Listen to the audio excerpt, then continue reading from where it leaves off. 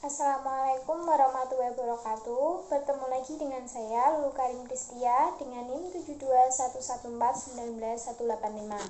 Nah, di sini saya akan berbagi materi tentang proyek 1 yaitu keahlian teknologi sehari-hari. Nah, di sini saya mengambil sumber dari buku MCLOT JRQ Official 2008, Sistem Informasi Manajemen edisi 10, Jakarta Salemba 4.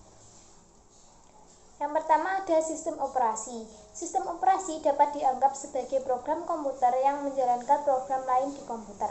Program ini menjalankan peralatan yang seperti hard drive dan mouse. Program ini memiliki utilitas yang program kecil yang mampu menduplikasikan file, menginstal peranti lunak, aplikasi baru, mengatur tampilan desktop komputer, dan lain-lain.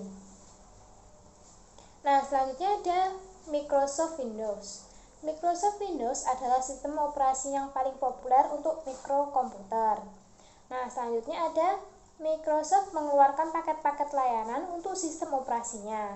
Nah, berupa Service Pack adalah sekelompok pembaruan yang memiliki kesalahan kode yang mempengaruhi keamanan dan efisiensi sistem operasi tersebut.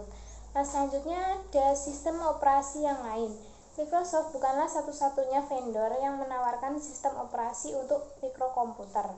Apple Computer membuat Mac OS X, selain itu komputer Micro Standard dan Lenovo, Dell, Gateway, dan lain-lain dapat menggunakan sistem operasi Unix. Unix adalah sebuah sistem open source yang berartinya sistem tersebut bebas untuk diduplikasikan, digunakan, dan diperbaiki oleh siapa saja. Yang B ada peranti lunak aplikasi. Kebanyakan manajer dan profesional menggunakan kelompok produk Microsoft Office, Word, Excel, PowerPoint, dan Access untuk menyelesaikan tugas-tugas mereka. Karena komunikasi merupakan tugas penting di semua organisasi, penting untuk memahami bagaimana peranti lunak aplikasi berkaitan dengan para pengguna yang spesifik dan aman dari berbagai ancaman. Lalu ada identifikasi. Salah satu alasan mengapa banyak organisasi besar perusahaan untuk menstandarisasi peranti lunak aplikasinya dan versinya adalah untuk meyakinkan agar semua orang dalam organisasi tersebut mengerjakan dokumen yang dapat bekerja sama dengan baik atau kompatibel satu sama lain. Nah, selanjutnya ada pembaruan. Seperti halnya kita dapat memperbarui sistem operasi, Anda juga dapat memperbarui aplikasi. Kunjungilah situs web Microsoft dan pilih Office Update. Sebagai alternatif lain, jika ingin membuka Word, Excel, PowerPoint, atau aplikasi Microsoft lain, dapat mengklik perintah Help, mengikuti perintah Check for Updates. Nah, selanjutnya ada melacak perubahan. Pemantauan dapat mengidentifikasi siapa yang melakukan perubahan. Orang ini adalah orang yang memiliki peranti lunak aplikasi pada komputer tersebut. Nah, ketika Anda menginstal Microsoft Word pada komputer, selama proses instalasi kita akan menemui perintah untuk memasukkan nama dan nama perusahaan kita. Ini merupakan informasi identifikasi yang akan dipantau. Informasi tanggal dan waktu akan kita ambil dari jam sistem yang telah komputer kita. Jika kita dan waktu komputer kita tidak benar, maka tanggal dan waktu pada pencatatan pemantauan juga akan salah. Lalu ada perlindungan kata sandi. Para manajer seringkali menyertakan sebuah lembar kerja atau dokumen pada sebuah email. Karena email sering ditarget oleh hacker, manajer mungkin perlu menambahkan proteksi kata sandi pada lembar kerja Excel, dokumen Word, atau presentasi PowerPoint. Nah, selanjutnya ada virus dan spyware.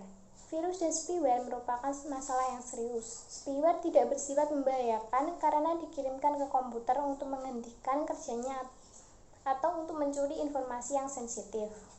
Nah, virus dibuat untuk menghancurkan atau mencuri informasi pada komputer dan menyebabkan komputer menjadi tidak berguna. Nah, selanjutnya ada ancaman dan hoax. Istilah phishing atau do-it-yourself phishing digunakan untuk menggambarkan email yang meminta informasi sensitif dengan cara menyamar sebagai permintaan yang sah dari suatu organisasi. Nah, jangan pernah mengirimkan informasi sensitif seperti nomor rekening, nomor kartu kredit, kata sandi, dan lain-lain. Nah, selanjutnya ada proteksi. Tidak ada alasan untuk memasang antivirus dan anti-spyware pada komputer Anda dan tetap menjaganya agar selalu baru. Virus dan spyware di komputer Anda dapat dengan cepat menyebar melalui jaringan di tempat kerja atau sekolah. Komputer Anda yang tidak terlindungi dapat menjadi sumber infeksi bagi ratusan atau ribuan komputer yang lain. Nah, ada proteksi komersial Norton dan proteksi gratis Geosoft. Selanjutnya ada email. Email amat mudah digunakan hingga kebanyakan orang tidak terlalu memperhatikan betapa pentingnya aplikasi ini. Email amat penting untuk dikomunikasikan bisnis. Hanya sedikit pengguna yang memanfaatkan semua fitur aplikasi email mereka, sehingga mereka tidak menggunakan seluruh potensi email mereka. Nah, perlu diingat-ingat bahwa pengadilan di Amerika Serikat telah berulang kali menyatakan bahwa semua organisasi berhak untuk mengawasi email yang dikirimkan atau diterima di komputer yang memiliki organisasi tersebut. Nah, selanjutnya ada implikasi di tempat kerja. Hampir setiap email yang pernah Anda kirimkan mungkin tersimpan di suatu tempat. Email melewati banyak server perjalanan dari pengiriman ke penerima, dan sebagian besar server ini dibuat cadangan berulang kali sehingga menyimpan catatan komunikasi email yang panjang. Nah, ini merupakan salah satu alasan mengapa jaringan yang dapat diandalkan, karena jaringan memiliki cadangan sehingga lebih cepat pulih dari masalah mengirimkan ulang komunikasi yang hilang. Nah, lalu ada etiket email di tempat kerja. Kebanyakan orang dapat mengekspresikan diri mereka lebih baik melalui percakapan langsung dibanding melalui komunikasi tertulis. Contohnya bercanda menggunakan ungkapan sarkastik. Beberapa contoh sulit yang dilakukan oleh banyak orang secara tertulis namun tidak sulit untuk dilakukan dalam percakapan langsung. Nah, karena email dapat berlangsung tahan lama dan dikirimkan pada orang lain, penting bagi kalian untuk mengkomunikasikan dengan jelas dan sopan dalam email. Selanjutnya ada akun pribadi. Akun email pribadi. Kebanyakan orang biasanya berpikir bahwa jika mereka menggunakan email pribadi seperti AOL pada komputer mereka di tempat kerja, maka email yang mereka kirimkan akan diterima yang bersifat pribadi.